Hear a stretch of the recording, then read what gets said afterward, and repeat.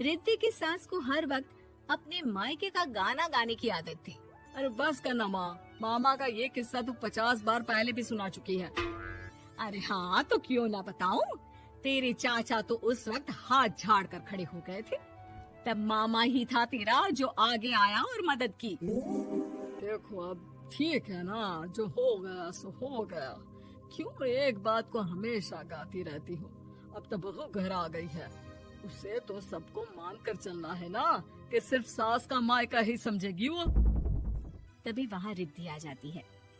माँ, आज मैं घर जा सकती हूँ? माँ को मेरी बहुत याद आ रही है। शादी के बाद एक बार भी नहीं गई। हाँ तो कौन जाता है। अरे मेरी शादी के बाद जब मैं विदाई होकर आई, इतना बड़ा ससुराल मेरा, खाने वाले 10 लोग और बनाने वाली मैं सिर्फ एक। ऐसा लग रहा था जैसे सिर्फ खाना बनाने के लिए ही ब्याह किया है। वो तो मेरा भाई था, गांव से एक काम करने वाली चाची को भेज दिया जो मेरा हाथ पटाती थी, और उसको पैसा, खाना, कपड़ा, रहने के लिए कमरा, वो सब किसने दिया था? तुम्हारे भाई ने। ये मामला रोज का था। ससुर भी जब गुस्सा होते तो वो सारी बात कह देते जो उनके मन में इतने समय से चल रही थी। मेरा भाई, भाभी, भतीजा, भतीजी सब छुड़वा दिया। मैंने जीवन भर सिर्फ तुम्हारे परिवार वालों से निभाया, लेकिन अब भी चैन नहीं है तुमको। बहू के सामने सास को लगा कि उसकी बेइज्जती हो रही है। अब सुन बहू, अपने कमरे में जा, कहीं नहीं जाना मायके वायके। घर का काम कौन करेगा? पड़ोसन। बहू समझ जाती है मामला गर्म चल रहा है। कमरे में जाने में ही भलाई है। कमरे में क्या है? तुम्हारी माँ हर वक्त चिक चिक चिक करती रहती है। कल ताई मिली थी तुम्हारी मुझे, लेकिन मजाल है सासू माँ की उन्होंने एक बुराई की हो, लेकिन सासू माँ हाँ, जब देखो तब ससुराल के लोगों की बुराई करती रहती है। बेचारे पापा जी कितना मिस करते हैं अपने घर वालों को। मेरा तो बड़ा मन करता है कि ताऊ जी, चाचा जी और सब मिलकर रहे, ना साथ रहे लेकिन आना जाना तो ठीक से रखे।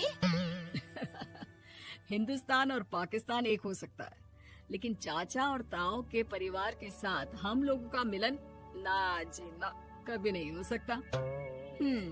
ये बात है। देखिए मेरे साथ ना ज्यादा चैलेंज मत करिएगा। ऐसा कोई काम नहीं है जो मैं नहीं कर सकती। ससुर जी जो कि बहू की बात सुन रहे थे सामने आ जाते हैं। अरे बेटा, तू ये कर सकती है तो प्लीज मेरा परिवार किसी तरह मुझसे मिलवा दे। सारी जवानी तो मैंने किसी तरह काट ली, लेकिन जीवन के इस पड़ाव पर बहुत याद आती है मेरे परिवार की। हाँ हाँ पिताजी, आप चिंता मत करिए, बस मेरा साथ देते रहिए आप दोनों। फिर देखिए कैसे माँ जी भी ठीक हो जाएंगी और पूरा परिवार भी एक हो जाएगा। थोड़ी देर बाद बहू सामान लेकर घर से निकल रही होती है कि मना किया था ना तुझे मायके जाने के लिए, फिर क्यों जा रही है? बहू कुछ कहती इससे पहले ही बेटा बोलने लगता है। क्या है माँ, वो घर जा रही है। वैसे भी उसके माता पिता ने मुझे 10 लाख दिए तब जाकर मेरा काम शुरू हो पाया, वरना तूने मेरे लिए किया क्या है? अरे वाह बेटा, बचपन से पढ़ाया लिखाया, तेरे दुख दर्द में जगी, और आज वो लोग तुझे सही लग रहे हैं? और फिर ससुराल में लड़की खुश रहे, ये तो मायके वालों की जीवन भर की जिम्मेदारी रहती है। तो ये तुमको भी तो सोचना था ना। ताऊ जी ने पापा को पढ़ाया लिखाया, जब तुम नहीं आई थी तो पापा के लिए ताई जी ने पापा की माँ की तरह देखभाल की। अब बोलिए। अरे तू कुछ नहीं जानता बेटा, तेरे पापा को सब पता है, तभी वो उन लोगों से वास्ता नहीं रखते। मैं उन लोगों को जानता हूँ, लेकिन मैं तुम्हें नहीं जानता कि तुम्हारे मन के लायक काम नहीं हुआ तो तुम घर की शांति बर्बाद कर दोगी। सास जोर जोर से चिल्लाने लगती है। तभी वहाँ सास का भाई आ जाता है। अरे क्यों आप लोग मेरी बहन को परेशान करते रहते हैं? पहले ये जीजा कम थे, जब बहू भी आ गई। बहन, मैंने तो 30 साल पहले ही बोला था, अपना हिस्सा ले और छोड़ इन लोगों को, चल अपने साथ। बहू समझ जाती है कि मामा ससुर की नजर किस पर है। देखा, तुम लोग मुझे अकेला मत समझना, मेरा भाई खड़ा है आज भी मेरे लिए। बहू मायके जाती है और आते वक्त साथ में एक नौकरानी ले आती है। अरे बहू, कुछ खाने को दे दे। अरे आंटी, क्यों भाभी को परेशान करती रहती हो?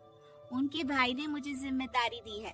किसी भी चीज की परेशानी नहीं होनी चाहिए भाभी को। जो चाहिए मुझे बोलने का। आय हाय, बहू के मायके वालों का इतना दखल। ये मेरा घर है, कोई कल का आए इसे पूरा कैप्चर कर ले, ये बर्दाश्त नहीं होगा मुझसे। क्या हो गया सासू माँ? क्यों सुबह सुबह चिल्ला रही हैं?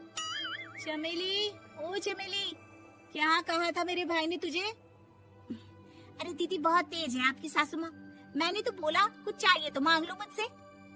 अरे निकल यहाँ से, घर को रेलवे स्टेशन बना रखा है, जो देखो वो घुमा जा रहा है यहाँ से वहाँ। ये कहीं नहीं जाएगी। ये जाएगी तो घर का काम कौन करेगा? मैं। हाँ, और क्या करती है बहुएं? घर का काम ही तो करती है, इसमें नया क्या है? तभी वहाँ ससुर जी आ जाते हैं।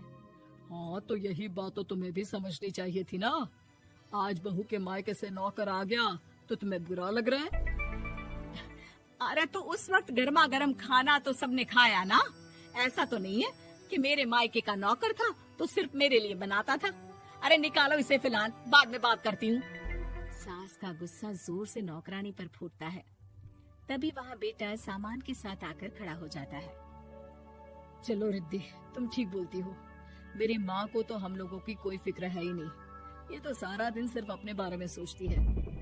और देखिए, मैं अब से कह रही हूँ कि अब से इस घर की तरफ आपको देखना भी नहीं है। नहीं आना आज के बाद इन लोगों से मिलने। हाँ हाँ, बस कभी कभी दिन में 2 बार मिलने आ जाओ। नहीं, बिल्कुल नहीं। ससुर झूठा नाटक करते हुए।